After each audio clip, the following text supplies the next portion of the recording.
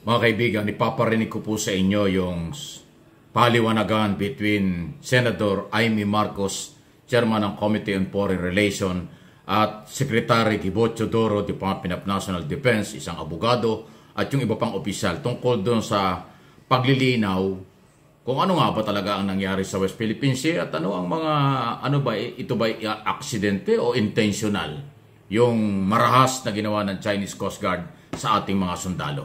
Pakinggan po ninyo yung palitan ng paliwanag at kayo na yung makakapansin. Mamaya, tatalakayin ko kung ano yung napansin natin dito sa sagutang ito. Sabi na ni General Browner, piracy ito. So he was able to conclude that. Why did the ES Bersamin conclude something completely different? No, he did not conclude, ma'am. We have to... Nahihilo na kami, hindi na namin paliwanag ko eh. Sandali lang ha. Dahil kakalituhan nga dyan eh. Dahil nga kinakailangan maliwanagan ng tao, no? Medyo nalilito ang lahat kasi nung una, ang sinabi ni Senator,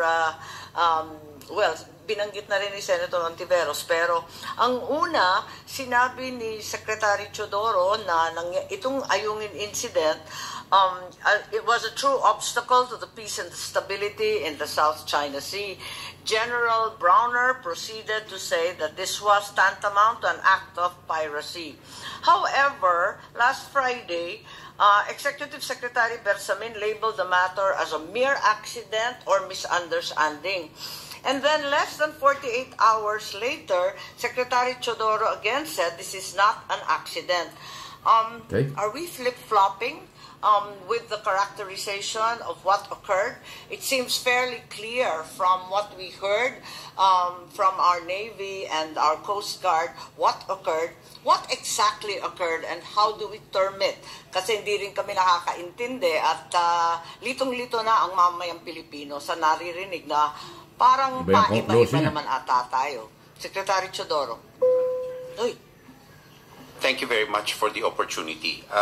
The Executive Secretary was interviewed on the aftermath of the the second National Maritime... Gibo, that was 5 days after the incident.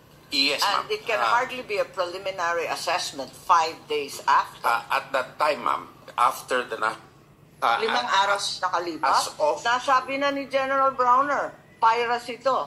So he was able to conclude that. Why did the ES Bersamin conclude something completely different? No, he did not conclude, ma'am. If you notice, being a Chief Justice, he used the terms probably, and he wanted to make sure of his facts. I think there was no probably about the mere misunderstanding or accident. No, ma'am, I think there was probably, if we review the transcript, and he was asked about whether or not it was considered an armed attack, and somehow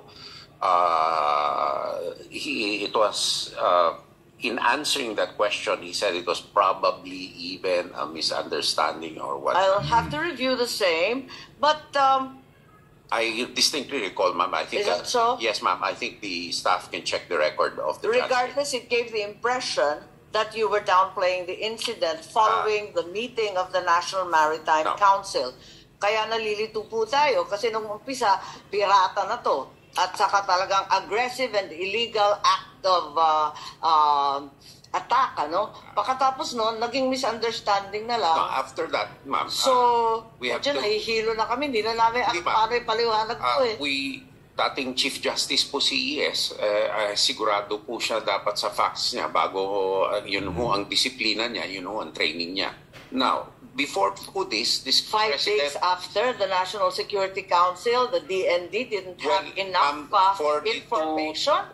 For 2 to 3 days, ma'am, we were... The former Chief Justice? No, ma'am, it was the first time that we had met. As a matter of fact, during the incident, the Chief of Staff and I were in Korea to launch the 2 ships that are going to be delivered. So we had to hurry home and get stock of the situation because right now, ma'am, we're really implementing the area command concept where the primary decision maker will be the area commander. I'm a little confused because 5 days later, there wasn't sufficient information. But General Browner already told us, talagang lumaban mga Pilipino with their bare hands. I distinctly recall that. This was before the National Maritime Meeting. Are we saying that nobody from NMC, DND, and SA bothered to ask General Browner? No, anong ibig sabihin niya nun? We did. But in the NMC meeting, these were one of the agenda items, and the rest of the agenda items were the recommendations to the President. But even before this, the President had already scheduled a visit to Westcom, where he was able to personally spend time with each and every one. And after that, it came out already that he made the determination himself already in spite Pero of the kung NMC. yata si ES dyan dahil Yes, ma'am. I think so. Because ano ba nangyari dyan? Parang walang proper verification, sinalang siya sa presko, nagsalita siya, ngayon So, ayan, ano ang inyong napansin doon? Okay?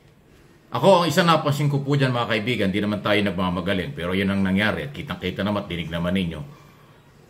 Sinasapawan ni Imee Marcos yung resource person na si Attorney Teodoro, Gilbert Teodoro, Department of National Defense Secretary. Ba't hindi niya patapusin yung explanation? Ba't hindi niya patapusin yung sagot? Bakit lagi niya sinisingitan na ang pinapalabas niya parang walang coordination ang nasa Malacanang tungkol sa pag-handle ng isyong ito?